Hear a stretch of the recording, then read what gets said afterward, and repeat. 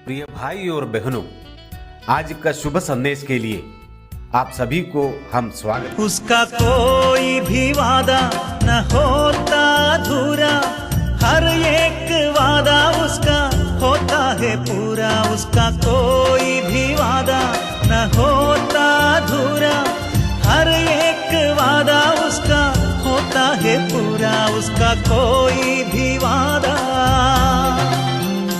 उसके आने का वादा भी पूरा होगा, देखेगा सारा जहां। उसके आने का वादा भी पूरा होगा, देखेगा सारा जहां। हम मिलेंगे बादलों पर, हम मिलेंगे बादलों पर, देखेगा सारा जहां।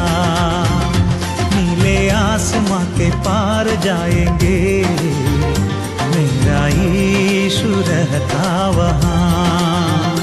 नीले आसमां के पार जाएंगे, मेरा यीशु रहता वहाँ। आज का संदेश प्रभु के दास टीवी आनंद अंकलेश्वर से बांटा जाएगा। प्रार्थना के साथ सुनिए। प्रभु के नाम की स्तुति हो। आज का मनन के लिए लेवीय व्यवस्था की किताब 2 अध्याय की कलम 4 हम पढ़ेंगे। लेवी और चैप्टर 2 वर्स 4। जब तो अन्नबलि के लिए तंदूर में पकाया हुआ चढ़ावा चढ़ाए, तो वह तेल से सने हुए अख़मीरी मैदे के फूल के या तेल से चुपड़ी हुई अख़मीरी चपातियों को है। प्रभु के नाम की महिमा हो। यहाँ तो अन्नबलि का विधि के बारे में लिखा हुआ है। ये दूसरा एक बलिदान है। अन्नबलि में हम देख सकते हैं कुछ जानवर का बलि नहीं हो रहा है, फिर भी यीशु मसीह का बलिदान को उसमें दिखा रहा है। इसमें हम देखते हैं यीशु मसीह का महा कष्ट को उसमें दिखा रहा है। हम इसमें देखते हैं जब तो अन्नबलि के लिए दूसरे को पकाया हुआ चढ़ाए, तो वह तेल से सने हुए अख़मीरी में के फूल के या तेल से चुपड़ी हुई अख़मीरी चपातियों को है। इस प्रकार हम पढ़ते हैं तो उसमें हम देखते हैं प्रभु यीशु मसीह का महा कष्ट को दिखा रहा है। इस प्रकार होता है जब तो अन्नबलि के लिए दूसरे में पकाया हुआ चढ़ाए, तो इस प्रकार हम देखते हैं। तो अन्नबलि के लिए इस प्रकार करते हैं तो ये एक और बड़ा एक कष्ट को दिखा रहा है।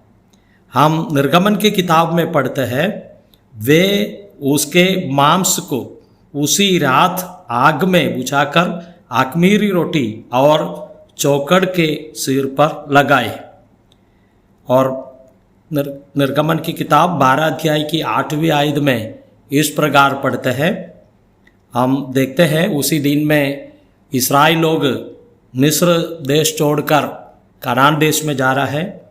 उसी दिन में ये लोगों को कहता है, उसी दिन में ये लोग खाना है, लेकिन उधर टाइम नहीं मिला, तो इस प्रकार ये लोग और अपने वे उसके मांस को उसी रात में और आग में बुझाकर अख़मीरी रोटी के और चौकड़ के और सिर पर लगाए।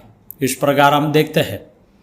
इसके लिए हम समझना नए नियम में इसमें हम देखते हैं पहले पत्रस की किताब अध्याय 4 का पहली कलम में, इसलिए जबकि मसीह ने शरीर में होकर दुख उठाए, तो तुम भी उसी मनसा को हथियार के समान धारण करें, क्योंकि जिसने सिर में दुख उठाया वह पाप से छूट गए।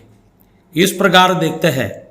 और यीशु मसीह और शरीर में होकर दुख उठाया, और दुख उठाकर क्या हो गया है, यीशु मसीह संपूर्ण बलिदान हो गया। सभी मनुष्य का पाप के लिए यीशु मसीह सूली पर मर गया है। इस बातों को हम दे सकते हैं, सारे लोगों का पाप का क्षमा और क्षमा के लिए यीशु मसीह क्रूस पर अपने जीवन सूली पर दिया है। और इसलिए जबकि मसीह ने शरीर में होकर दुख उठाए तो तुम भी उसी मनसा को हथियार के समान धारण करो। हम इस प्रकार पढ़ते हैं और विश्वासी लोग इस प्रकार हथियारों को और अपने मन में धारण करो, इस प्रकार हम पढ़ते हैं।